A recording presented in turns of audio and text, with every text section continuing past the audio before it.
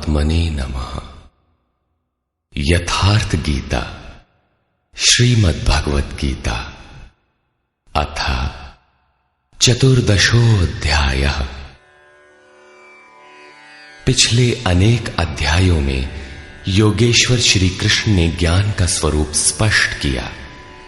अध्याय 4 के 19वें श्लोक में उन्होंने बताया कि जिस पुरुष द्वारा संपूर्णता से आरंभ किया हुआ नियत कर्म का आचरण क्रमशः उत्थान होते होते इतना सूक्ष्म हो गया कि कामना और संकल्प का सर्वथा शमन हो गया, उस समय जिसे वो जानना चाहता है उसकी प्रत्यक्ष अनुभूति हो जाती है।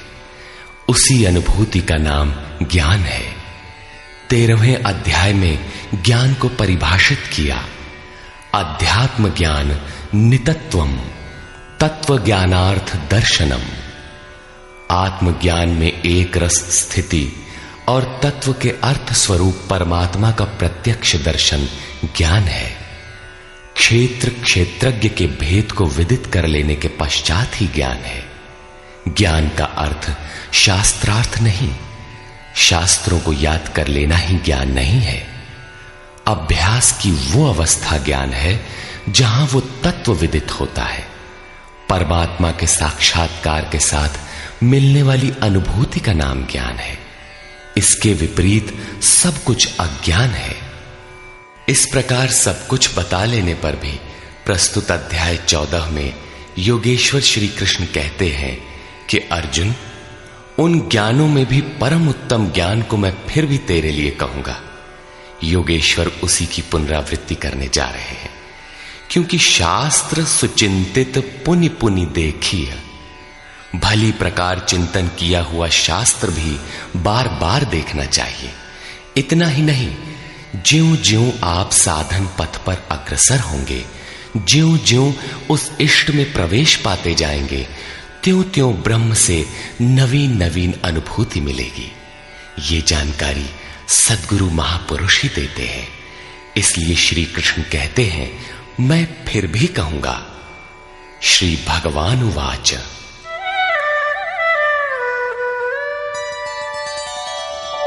परं भूयः प्रवक्ष्यामि ज्ञानानां ज्ञानमुत्तमम् यज्ञात्वा मुनयः सर्वे परां सिद्धिमितो गताः। अर्जुन, ज्ञानों में भी अति उत्तम ज्ञान परम ज्ञान को मैं फिर भी तेरे लिए कहूंगा, जिसे पीछे कह चुके हैं, जिसे जानकर सब मुनिजन इस संसार से मुक्त होकर परम सिद्धि को प्राप्त होते हैं, जिसके बाद कुछ भी पाना शेष नहीं रहता।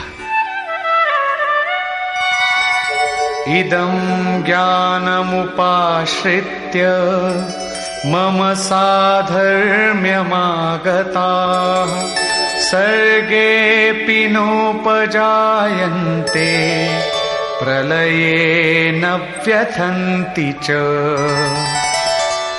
इस ज्ञान को उपाश्रित्य, इस ज्ञान का नजदीक से आश्रय लेकर क्रिया से चलकर पास पहुंचकर मेरे स्वरूप को प्राप्त हुए लोग सृष्टि के आदि में पुनः जन्म नहीं लेते और प्रलय काल में अर्थात शरीरांत होते समय व्याकुल नहीं होते, क्योंकि महापुरुष के शरीर का अंत तो उसी दिन हो जाता है जब वो स्वरूप को प्राप्त होता है। उसके बाद उनका शरीर रहने का एक मकान मात्र रह जाता है। पुनर्जन्म का स्थान कहां है जहां लोग जन्म लेते हैं? इस पर श्री कृष्ण कहते हैं,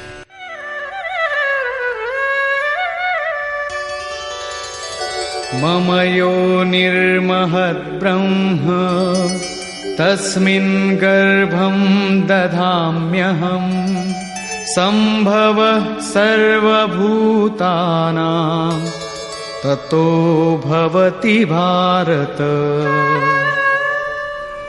हे अर्जुन, मेरी महद ब्रह्म अर्थात अष्टधा मूल प्रकृति संपूर्ण भूतों की योनि है और उसमें मैं चेतन रूपी बीज को स्थापित करता हूं। उस जड़ चेतन के संयोग से सभी भूतों की उत्पत्ति होती है। सर्वयोनिषु कौन्तेय मूर्तयः सम्भवन्ति याः तासां ब्रह्ममहद्योनिः अहं बीजप्रदः पिता। कौन्तेय, सब योनियों में जितने शरीर उत्पन्न होते हैं उन सब की योनि गर्भ धारण करने वाली माता 8 भेदों वाली मूल प्रकृति है और मैं ही बीज को स्थापन करने वाला पिता हूं। अन्य कोई न माता है न पिता। जब तक जड़ चेतन का संयोग रहेगा जन्म होते रहेंगे, निमित्त तो कोई न कोई बनता ही रहेगा।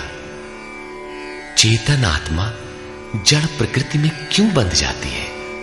इस पर कहते हैं सत्वं रजस्तम इति गुणाः प्रकृति संभवाः निबध्नन्ति महाबाहो देहे देहिनमव्ययम्। महाबाहु अर्जुन, सत्वगुण, रजोगुण और तमोगुण प्रकृति से उत्पन्न हुए तीनों गुण ही इस अविनाशी जीवात्मा को शरीर में बांधते हैं। किस प्रकार? तत्र सत्वं निर्मलत्वात् प्रकाशकमनामयम् सुखसंगेन बध्नाति ज्ञानसंगेन चानघ। निष्पाप अर्जुन, उन तीनों गुणों में प्रकाश करने वाला निर्विकार सत्व गुण तो निर्मलत्वात्, निर्मल होने के कारण सुख और ज्ञान की आसक्ति से आत्मा को शरीर में बांधता है। सत्व गुण भी बंधन ही है। अंतर इतना ही है कि सुख एकमात्र परमात्मा में है और ज्ञान साक्षात्कार का नाम है। सत्व गुणी तब तक बंधा है जब तक परमात्मा का साक्षात्कार नहीं हो जाता। रजो रागात्मकं विद्धि तृष्णा संग समुद्भवम् तन्निबध्नाति कौन्तेय कर्म संगेन देहिनम्। हे अर्जुन, राग का जीता जागता स्वरूप रजोगुण है। इसे तू कर्म संगेन, कामना और आसक्ति से उत्पन्न हुआ जान। वो जीवात्मा को कर्म और उसके फल की आसक्ति में बांधता है, वो कर्म में प्रवृत्ति देता है।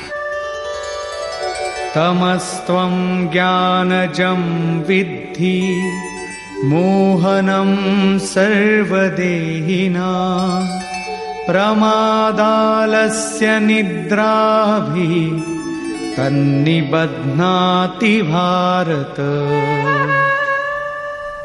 अर्जुन, समस्त देहधारियों को मोहने वाले तमोगुण को तू अज्ञान से उत्पन्न हुआ जान।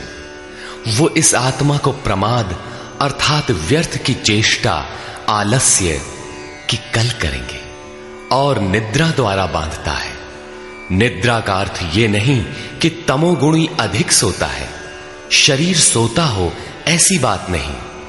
या निशा सर्वभूतानाम तस्याम जागर्ति संयमी। जगत ही रात्रि है।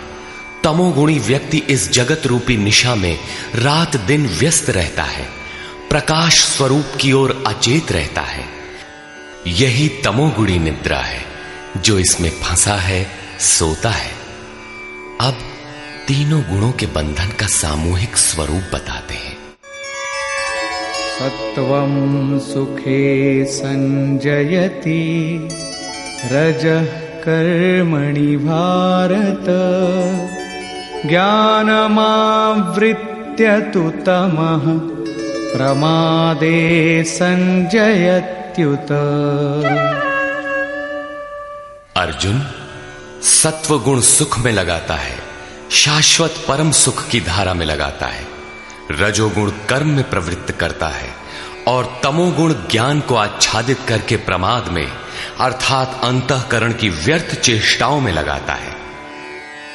जब गुण एक ही स्थान पर एक ही हृदय में हैं, तो अलग अलग कैसे विभक्त हो जाते हैं? इस पर योगेश्वर श्री कृष्ण बताते हैं,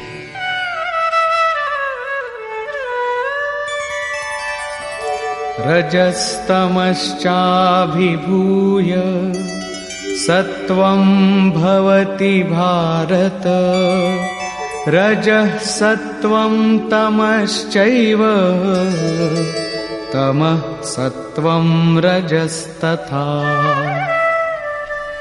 हे अर्जुन, रजोगुण और तमोगुण को दबाकर सत्व गुण बढ़ता है, वैसे ही सत्व गुण और तमोगुण को दबाकर रजोगुण बढ़ता है, तथा इसी प्रकार रजोगुण और सत्व गुण को दबाकर तमोगुण बढ़ता है।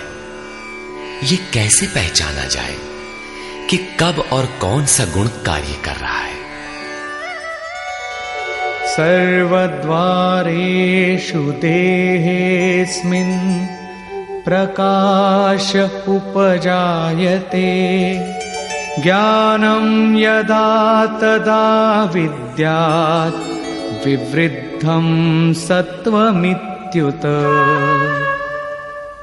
जिस काल में इस शरीर तथा अंतःकरण और संपूर्ण इंद्रियों में ईश्वरीय प्रकाश और बोध शक्ति उत्पन्न होती है, उस समय ऐसा जानना चाहिए कि सत्व गुण विशेष वृद्धि को प्राप्त हुआ है, तथा लोभ प्रवृत्तिरारंभः कर्मणामशमः स्पृहा, रजस्येतानि जायन्ते विवृद्धे भरतर्षभ।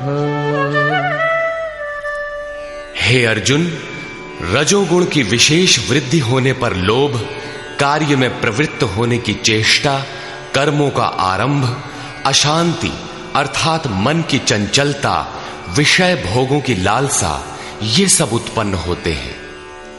अब तमोगुण की वृद्धि में क्या होता है?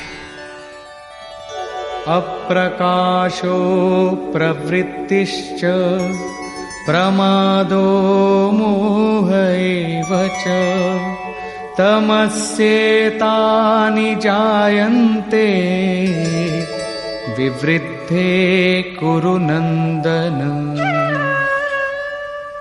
अर्जुन, तमोगुण के बढ़ने पर अप्रकाशः, प्रकाश परमात्मा का द्योतक है। ईश्वरीय प्रकाश की ओर न बढ़ने का स्वभाव, कार्यम कर्म, जो करने योग्य प्रक्रिया विशेष है, उसमें अप्रवृत्ति, अंतःकरण में व्यर्थ की चेष्टाओं का प्रवाह और संसार में मुग्ध करने वाली प्रवृत्तियां, ये सभी उत्पन्न होते हैं। इन गुणों की जानकारी से लाभ क्या है?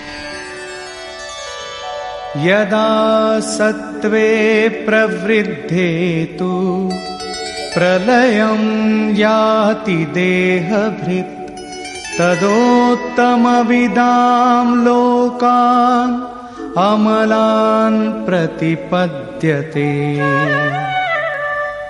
जब ये जीवात्मा सत्व गुण की वृद्धि काल में मृत्यु को प्राप्त होता है, शरीर त्याग करता है, तब उत्तम कर्म करने वालों के मल रहित दिव्य लोकों को प्राप्त होता है, तथा रजसि प्रलयं गत्वा कर्म संगिषु जायते, तथा प्रलीनस्तमसि मूढ़योनिषु जायते। रजोगुण की वृद्धि होने पर मृत्यु को प्राप्त होने वाला कर्मों की आसक्ति वाले मनुष्यों में जन्म लेता है, तथा तमोगुण की वृद्धि में मरा हुआ पुरुष मूढ़ योनियों में जन्म लेता है, जिसमें कीट पतंगादि पर्यंत योनियों का विस्तार है। अतः गुणों में भी मनुष्यों को सात्विक गुणों वाला होना चाहिए। प्रकृति का ये बैंक आपके अर्जित गुणों को मृत्यु के उपरांत भी उन्हें आपको सुरक्षित लौटाता है। अब देखें इसका परिणाम। कर्मणः सुकृतस्याहुः सात्विकं निर्मलं फलम्, रजसस्तु फलं दुःखम्, अज्ञानं तमसः फलम्। सात्विक कर्म का फल सात्विक, निर्मल सुख, ज्ञान और वैराग्यादि कहा गया है। राजस कर्म का फल दुख और तामस कर्म का फल अज्ञान है। तथा सत्वात् संजायते ज्ञानम् रजसो लोभ एव च प्रमादमोहौ तमसो भवतो ज्ञानमेव च। सत्व गुण से ज्ञान उत्पन्न होता है। ईश्वरीय अनुभूति का नाम ज्ञान है। ईश्वरीय अनुभूति का प्रवाह होता है।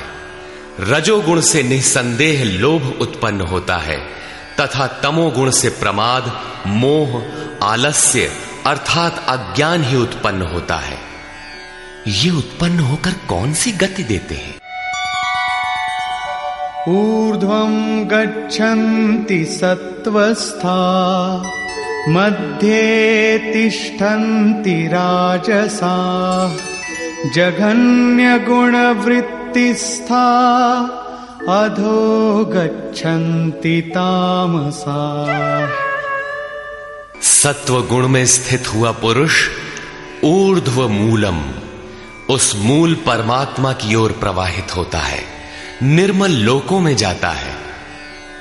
रजोगुण में स्थित राजस पुरुष मध्यम श्रेणी के मनुष्य होते हैं, जिनके पास न सात्विकम विवेक वैराग्य ही होता है और न अधम कीट पतंग योनियों में जाते हैं, बल्कि पुनर्जन्म को प्राप्त होते हैं।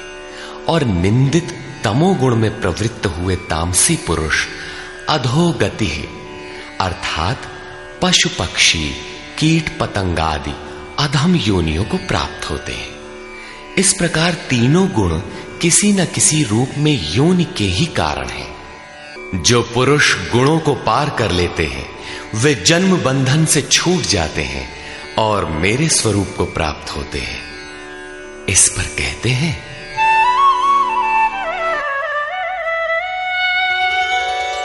नान्यं गुणेभ्यः कर्तारं यदा द्रष्टानुपश्यति गुणेभ्यश्च परं वेत्ति मद्भावं सोऽधिगच्छति।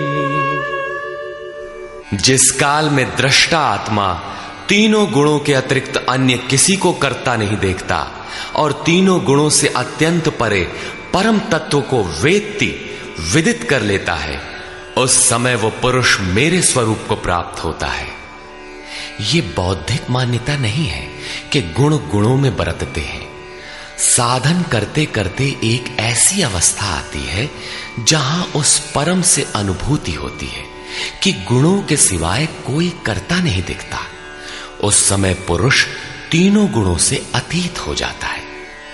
ये कल्पित मान्यता नहीं है तथा इसी पर आगे कहते हैं गुणानेतानतीत्यत्रीन् देही देह समुद्भवान् जन्म मृत्यु जरा दुःखैर् विमुक्तो मृतमश्नुते।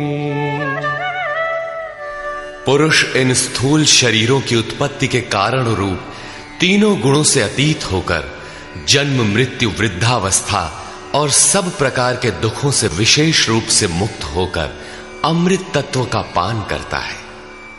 इस प्रकार अर्जुन ने प्रश्न किया। अर्जुन उवाच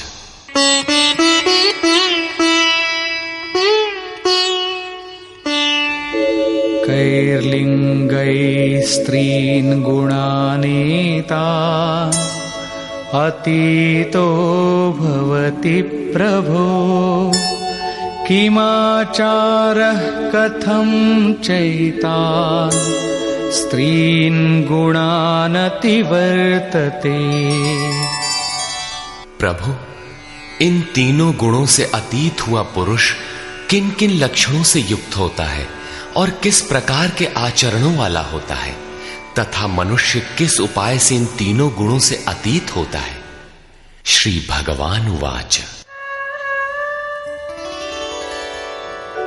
प्रकाशञ्च प्रवृत्तिञ्च मोहमेव च पाण्डव न द्वेष्टि सम्प्रवृत्तानि न निवृत्तानि काङ्क्षति।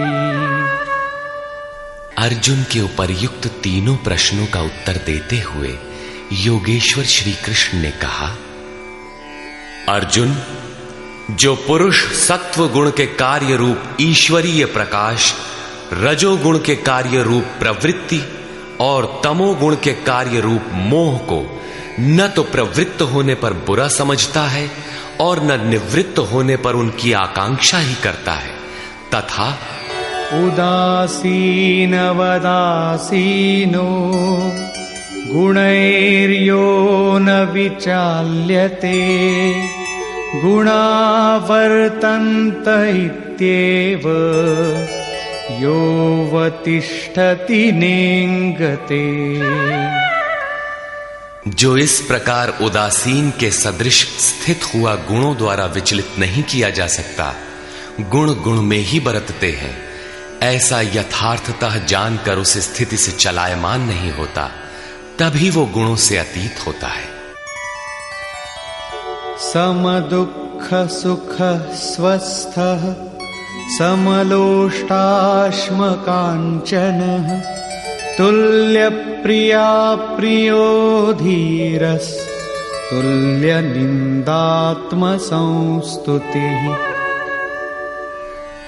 जो निरंतर स्वयं में अर्थात आत्मभाव में स्थित है, सुख और दुख में सम है, मिट्टी पत्थर और स्वर्ण में भी समान भाव वाला है, धैर्यवान है, जो प्रिय और अप्रिय को बराबर समझता है, अपनी निंदा तथा स्तुति में भी समान भाव वाला है, और मानापमानयोस्तुल्यस् तुल्यो मित्रारिपक्षयो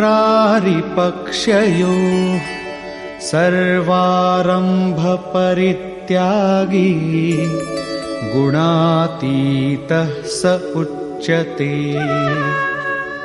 जो मान और अपमान में सम है, मित्र और शत्रु पक्ष में भी सम है, वो संपूर्ण आरंभों से रहित हुआ पुरुष गुणातीत कहा जाता है। श्लोक 22 से 25 तक गुणों से अतीत पुरुष के लक्षण और आचरण बताए गए कि वो चलायमान नहीं होता, गुणों के द्वारा विचलित नहीं किया जा सकता, स्थिर रहता है। अब प्रस्तुत है गुणों से अतीत होने की विधि।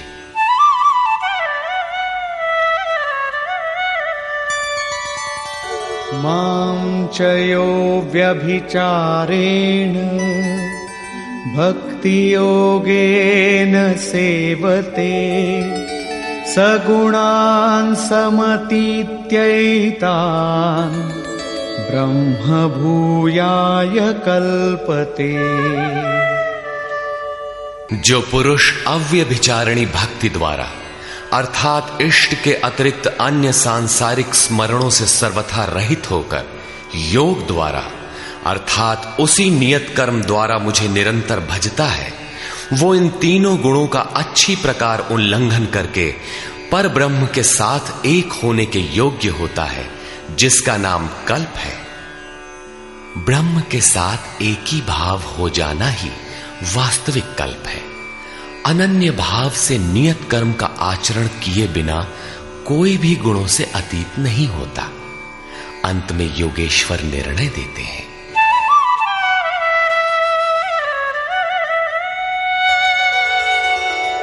ब्रह्मणो हि प्रतिष्ठाहम् अमृतस्याव्ययस्य च शाश्वतस्य च धर्मस्य सुखस्यैकान्तिकस्य च।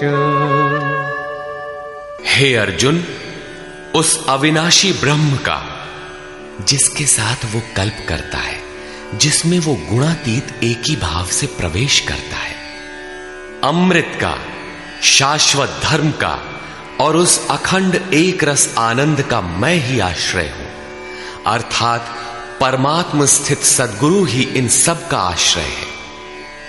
श्री कृष्ण एक ही योगेश्वर थे। अब यदि आपको अव्यक्त अविनाशी ब्रह्म, शाश्वत धर्म, अखंड एक रस आनंद की आवश्यकता है तो किसी तत्व स्थित अव्यक्त स्थित महापुरुष की शरण लें। उनके द्वारा ही यह संभव है। निष्कर्ष। इस अध्याय के आरंभ में योगेश्वर श्री कृष्ण ने कहा कि अर्जुन, ज्ञानों में भी अति उत्तम परम ज्ञान को मैं फिर भी तेरे लिए कहूंगा, जिसे जानकर मुनिजन उपासना के द्वारा मेरे स्वरूप को प्राप्त होते हैं। फिर सृष्टि के आदि में वे जन्म नहीं लेते, किंतु शरीर का निधन तो होना ही है। उस समय वे व्यथित नहीं होते। वे वास्तव में शरीर तो उसी दिन त्याग देते हैं जिस दिन स्वरूप को प्राप्त होते हैं। प्राप्ति जीते जी होती है, किंतु शरीर का अंत होते समय भी वे व्यथित नहीं होते। प्रकृति से उत्पन्न हुए रज, सत्व और तम तीनों गुण ही इस जीवात्मा को शरीरों में बांधते हैं। दो गुणों को दबाकर तीसरा गुण बढ़ाया जा सकता है। गुण परिवर्तनशील है। प्रकृति जो अनादि है, नष्ट नहीं होती, बल्कि गुणों का प्रभाव टाला जा सकता है। गुण मन पर प्रभाव डालते हैं। जब सत्व गुण की वृद्धि रहती है तो ईश्वरीय प्रकाश और बोध शक्ति रहती है। रजोगुण रागात्मक है। उस समय कर्म का लोभ रहता है, आसक्ति रहती है, और अंतःकरण में तमोगुण कार्य रूप लेने पर आलस्य प्रमाद घेर लेता है। सत्व की वृद्धि में मृत्यु को प्राप्त पुरुष ऊपर के निर्मल लोकों में जन्म लेता है। रजोगुण की वृद्धि को प्राप्त हुआ मनुष्य मानव योनि में ही लौट कर आता है, और तमोगुण की वृद्धि काल में मनुष्य शरीर त्याग कर अधम अर्थात पशु, कीट, पतंग इत्यादि योनि को प्राप्त होता है। इसलिए मनुष्यों को क्रमशः उन्नत गुण सात्विक की ओर बढ़ना चाहिए। वस्तुतः तीनों गुण किसी न किसी योनि के ही कारण हैं। गुण ही आत्मा को शरीरों में बांधते हैं, इसलिए गुणों से अतीत होना चाहिए। वे जिससे मुक्त होते हैं उसका स्वरूप बताते हुए योगेश्वर ने कहा, अष्टधा मूल प्रकृति गर्भ को धारण करने वाली माता है और मैं ही बीज रूप पिता हूं। अन्य न कोई माता है न पिता। जब तक यह क्रम रहेगा तब तक चराचर जगत में निमित्त रूप से कोई न कोई माता पिता बनते रहेंगे, किंतु वस्तुतः प्रकृति ही माता है, मैं ही पिता हूं। अर्जुन ने 3 प्रश्न किए। गुणातीत पुरुष के क्या लक्षण हैं, क्या आचरण है, और किस उपाय से मनुष्य इन तीनों गुणों से अतीत होता है। इस पर योगेश्वर श्री कृष्ण ने गुणातीत पुरुष के लक्षण और आचरण बताए, और अंत में गुणातीत होने का उपाय बताया कि जो पुरुष अव्यभिचारिणी भक्ति और योग के द्वारा निरंतर मुझे भजता है वह तीनों गुणों से अतीत हो जाता है। अन्य किसी का चिंतन न करते हुए निरंतर इष्ट का चिंतन करना अव्यभिचारिणी भक्ति है। जो संसार के संयोग वियोग से सर्वथा रहित है उसी का नाम योग है। उसको कार्य रूप देने की प्रणाली का नाम कर्म है। यज्ञ जिससे संपन्न होता है वह हरकत कर्म है। अव्यभिचारिणी भक्ति द्वारा उस नियत कर्म के आचरण से ही पुरुष तीनों गुणों से अतीत होता है और अतीत होकर ब्रह्म के साथ एक ही भाव के लिए पूर्ण कल्प को प्राप्त करने के लिए योग्य होता है। गुण जिस मन पर प्रभाव डालते हैं उसके विलय होते ही ब्रह्म के साथ एक ही भाव हो जाता है। यही वास्तविक कल्प है। अतः बिना भजन किए कोई गुणों से अतीत नहीं होता। अंत में योगेश्वर श्री कृष्ण निर्णय देते हैं, वह गुणातीत पुरुष जिस ब्रह्म के साथ एक ही भाव में स्थित होता है उस ब्रह्म का, अमृत तत्व का, शाश्वत धर्म का और अखंड एक रस आनंद का मैं ही आश्रय हूं, अर्थात प्रधान करता हूं। अब तो श्री कृष्ण चले गए। अब वह आश्रय तो चला गया, तब तो बड़े संशय की बात है, वह आश्रय अब कहां मिलेगा। लेकिन नहीं, श्री कृष्ण ने अपना परिचय दिया है कि वे एक योगी थे, स्वरूपस्थ महापुरुष थे। शिष्यस्ते अहम शाधिमाम त्वाम प्रपन्नम। अर्जुन ने कहा, मैं आपका शिष्य हूं, आपकी शरण हूं, मुझे संभालिए। स्थान स्थान पर श्री कृष्ण ने अपना परिचय दिया, स्थित प्रज्ञ महापुरुष के लक्षण बताए और उनसे अपनी तुलना की। अतः स्पष्ट है कि श्री कृष्ण एक महात्मा योगी थे। अब यदि आपको अखंड एक रस आनंद, शाश्वत धर्म अथवा अमृत तत्व की आवश्यकता है तो इन सब की प्राप्ति के स्रोत एकमात्र सद्गुरु हैं। सीधे पुस्तक पढ़कर इसे कोई नहीं पा सकता। जब वही महापुरुष आत्मा से अभिन्न होकर रथी हो जाते हैं तो शनैः शनैः अनुरागी को संचालित करते हुए उसके स्वरूप तक, जिनमें वे स्वयं प्रतिष्ठित हैं, पहुंचा देते हैं। वही एकमात्र माध्यम है। इस प्रकार योगेश्वर श्री कृष्ण ने अपने को सबका आश्रय बताते हुए इस 14वें अध्याय का समापन किया, जिसमें गुणों का विस्तार से वर्णन है। अतः ओम तत्सदिति श्रीमद् भगवद गीता सूपनिषत्सु ब्रह्म विद्यायाम योग शास्त्रे श्री कृष्ण अर्जुन संवादे गुणत्रय विभाग योगो नाम चतुर्दशोऽध्यायः। इस प्रकार स्वामी अड़गड़ानंद कृत श्रीमद् भगवद गीता के भाष्य यथार्थ गीता का 14वां अध्याय पूर्ण हुआ। हरि ओम तत्सत्।